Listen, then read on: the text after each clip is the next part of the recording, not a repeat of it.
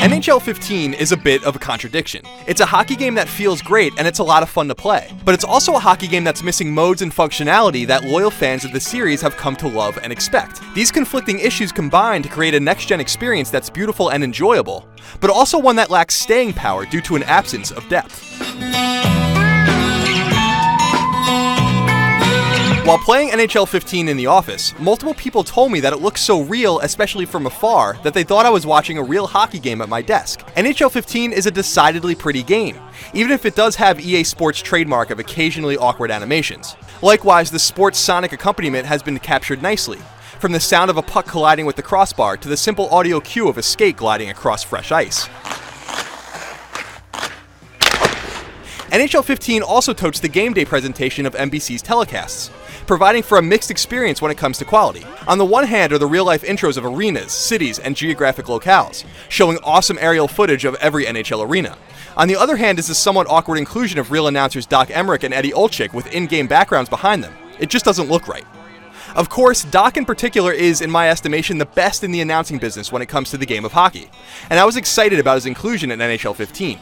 They've successfully captured some of his essence here, though his signature freakouts and crescendos are nowhere to be found, and his vast vocabulary is rarely exhibited. Great job on a cut pass. His colleagues, Olczyk and Chicken Parm Ray Ferraro, both have interesting things to say too, though their analysis is often incorrect.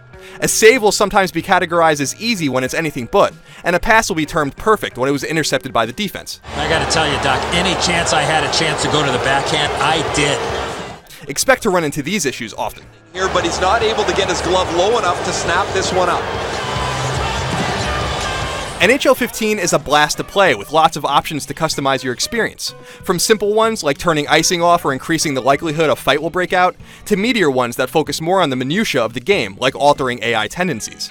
The result is something incredibly enjoyable, even if you have to take certain liberties with reality to make a hockey video game more fun, like fewer stoppages of play due to a goalie freezing the puck or the puck going out of play, not to mention fewer penalties and the like. With all of that said, NHL 15 on PS4 and Xbox One is missing a noticeable number of modes and other functionality that NHL 14 has, and that NHL 15 has on PS3 and Xbox 360.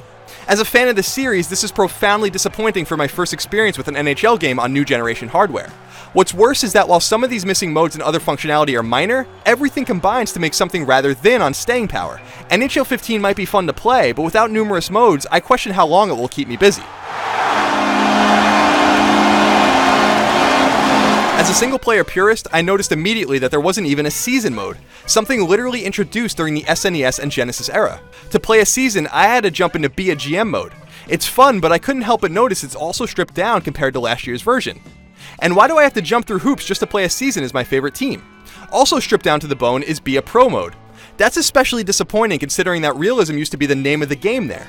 Now you are drafted, start immediately in the NHL, and can't even skip forward to your next shift. Where's the fun in that? If you like online play, you'll be pleased to know that you can still play ranked and unranked matches against others online, including your customized Hockey Ultimate Team. However, NHL 15 doesn't support online team play out of the box, and its famous EA SHL mode is nowhere to be found, which is confusing, if not confounding. Sets up shot. Score! 2 straight goals. Assessing NHL 15 requires balancing its fantastic gameplay with its disappointing lack of modes.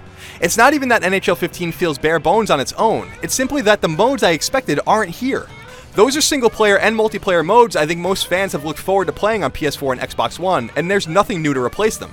That said, NHL 15 is undeniably fun to play on a moment-to-moment pure hockey level. It's just a matter of how much there is to actually keep you busy over a long period of time. For more on all things sports games, keep it tuned to IGN. Oh, and go Islanders.